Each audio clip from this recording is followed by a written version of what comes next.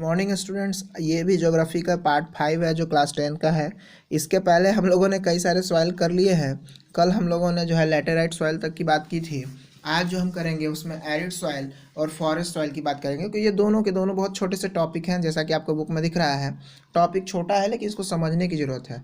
देखिए, सॉइल कहाँ कौन सा मिलेगा, कैसा सॉइल कहाँ फॉर्म करेगा, अगर आप सभी चीज़ों को समझ लें ना, अगर आपको टेम्परेचर का सही समझ हो जाए, आपको क्लाइमेट चेंज का सही समझ हो जाए कि कहाँ कैसा टेम्परेचर होता है, कहाँ पे क्लाइमेट चेंज किस तरह का होता है, तो कहाँ किस तरह का सॉइल फॉर्म होगा ये अपने आप समझ सकते हैं। तो ज़रा नॉर्मली हम जो है एरिड सॉइल पे बात करते हैं। एरिड सॉइल को जो है समझने के लिए सबसे पहले समझते हैं कि इसका कलर क्या होता है। तो कलर जो है red to brown in colour, generally red भी होता है लेकिन रेड टू ब्राउन कहीं ना कहीं थोड़ा सा कलर में डिफर होता है, लेकिन सभी को हम जो है एरिड सॉइल में काउंट करते हैं। अब इसके लोकेशन की बात करें तो लोकेशन तो इतना सिंपल है कि बच्चों, राजस्थान के वेस्ट पार्ट में जो पाकिस्तान से टच्ड है, इसी पार्ट में जो है ये ज़्यादा मेजरली मिलते हैं। अब कई लोगों को लगता है कि राजस्थान जो है रेगिस्तान है और यहाँ पे कोई एग्रीकल्चर नहीं होता है और ये बिल्कुल भी रहा है, तो ये गलत है।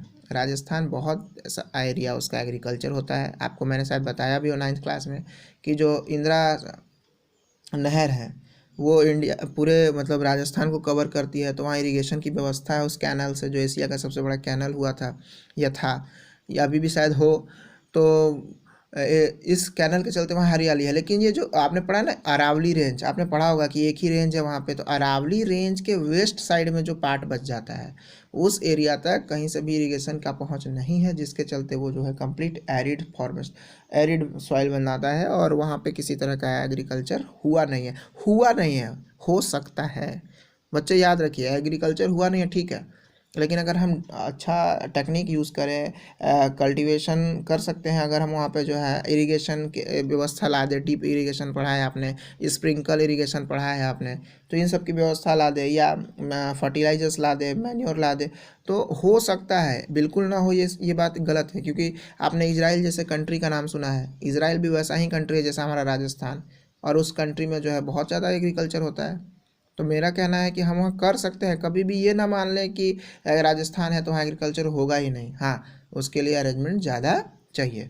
अब इसके बाद क्या है कि Sandy texture and saline in nature, ये बहुत ज़्यादा ही सैंडी होता है, आपको पता ही है। इतना ज़्यादा सैंडी होता है कि इस पर वाटर जो है 1 सेकंड के लिए भी रुकता नहीं है। वाटर जो है बहुत नीचे सेटल हो जाता है, जिसके चलते बहुत हाईली वाटर देने के बाद भी कोई चीज़ का ग्रो हो पाना बहुत कम ही पॉसिबल है। अब जो है इसमें बहुत हद तक प्रेजेंस होता है कंकड़ का, कंकड़ पत्थर होता है। बहुत मोटे पत्थर भी होते हैं, छोटे भी होते हैं, हर तरह के पत्थर होते हैं। इसके चलते भी वाटर को होल्ड करके रखने में जो है बहुत ज़्यादा दिक्कत आती है। अब एक और बात खास है कि यहाँ पे गर्मी बहुत ज़्यादा है। अब हीट बहुत ज़्यादा है, टेम्परेचर हाई होता है, जिसके चलते जो है सॉइल में ह्यूमस बिल्कुल नहीं होता, मॉइस्चर बिल्कुल नहीं होता। तो ये सब जो चीज़ें हैं जो कि एग्रीकल्चर के लिए, ग्रोनअप किसी भी प्लांट के ग्रोनअप के लिए ज़रूरी हैं, यही सब चीज़ें नहीं होती हैं और इसके चलते एग्रीकल्चर नहीं हो पाता है। अब जो है इसके बाद ये जो है मेजरली राजस्थान में मिलता है। वेस्टर्न राजस्थान में मैंने कहा कि अरावली पर्वत के वेस्ट में मिलता है, सॉरी अरावली रेंज के वेस्ट में मिलता है। या मैंने ये भी कहा कि पाकिस्तान से सटा हुआ जो हमारा एरिया, इसको कई बार हम लोग थार भी कहते हैं। तो हमारा डेजर्ट है ये, थार डेजर्ट। तो इन्हीं चीज़ों को समझने के लिए हम इस एरिड सॉइल की बात करते हैं। अब बच्चे लास्ट हमारा जो है सॉइल वो है फॉरेस्ट सॉइल, जिसको हम माउंटेन सॉइल भी कहते हैं। और ये सॉइल जो है हमारा पूरा का पूरा भारत, यानी कि जम्मू कश्मीर से शुरू होकर लगभग अरुणाचल प्रदेश तक जाता है। अब ये जो पूरा लोकेशन, इस सब में जो है फॉरेस्ट सॉइल हमारा होता है, या माउंटेन सॉइल ही कह लीजिए, होता है। और ये होता किस क्यों है, क्योंकि यहाँ पे जो है वेदरिंग जो है उसके चलते, यहाँ पे स्नोफॉल है उसके चलते, रेन बहुत है इसके चलते, या टेम्परेचर में चेंजेस हैं इनके चलते।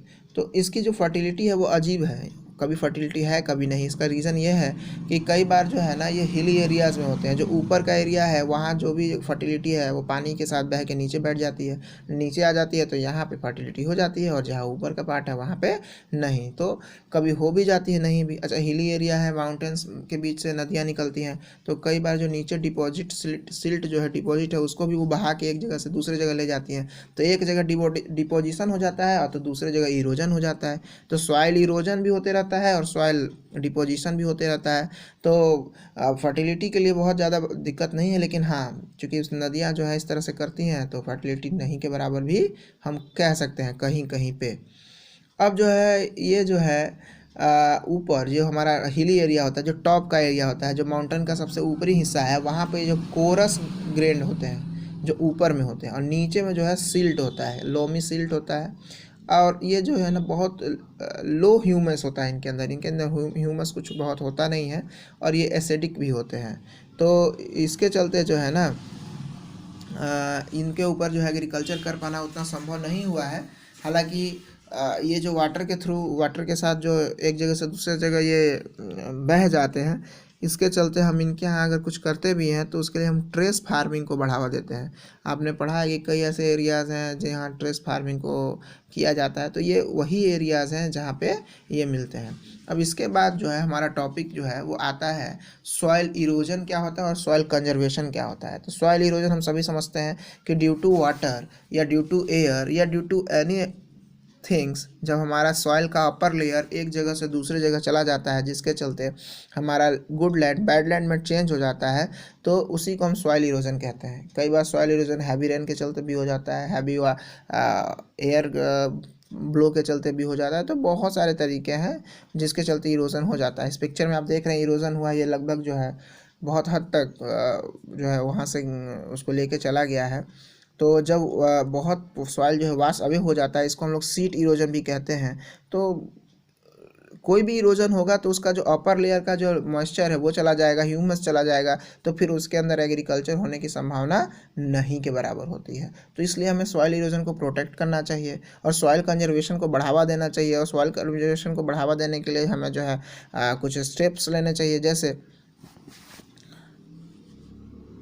हमें जो है बहुत हद तक प्लांटिंग करनी चाहिए, हमें जो है एरियाज़ को प्लेन रखना चाहिए, हमें बहुत हद तक जो है अपने ज़मीन के आसपास जो है छोटे छोटे ग्रास को ग्रो अप करना चाहिए, जिससे जो है बहुत ही बह के नहीं आते हैं। अगर आपका एरिया जो है वो रिवर या आपका उसके किनारे आता है, समुद्र के किनारे ऐसे एरियाज़ हैं, तो वहाँ पे मैनग्रोव फॉरेस्ट को बढ़ावा देना चाहिए, जिसके चलते जो है वाटर और एयर का फ्लो जो है थोड़ा धीरे हो जाए, कम हो जाए। इससे भी हम बहुत हद तक उसको बचा सकते हैं।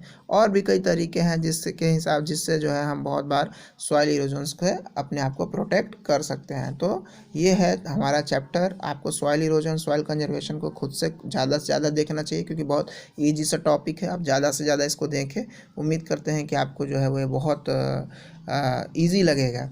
आप पढ़ेंगे इसमें तो आपको मिलेगा स्ट्रिप क्रॉपिंग, बहुत ईजी से टॉपिक है। क्या होता है, आप जो है कई बार देखेंगे कि रो और कॉलम में जो है ट्रीज़ को लगाया जाता है, तो इससे भी बहुत हद तक जो है हमारा जो है सॉइल इरोजन है वो रुकता है।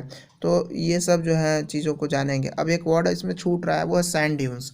तो सैंड ड्यून्स होते क्या हैं? तो रेगिस्तान में हवाओं के तेज़ बहने से कई बार बहुत मात्रा में, बहुत ज़्यादा मात्रा में, बल्क अमाउंट में जब आपका सैंड एक जगह से दूसरे जगह one place to another place carry कर जाता है, तो उसी को हम सॉइल इरोजन ये सैंड ड्यून्स कहते हैं। कि अचानक पहाड़ जब मतलब बालू का पहाड़ अचानक से एक रात में तैयार हो जाता है, उसी को हम जो है सैंड ड्यून्स कहते हैं।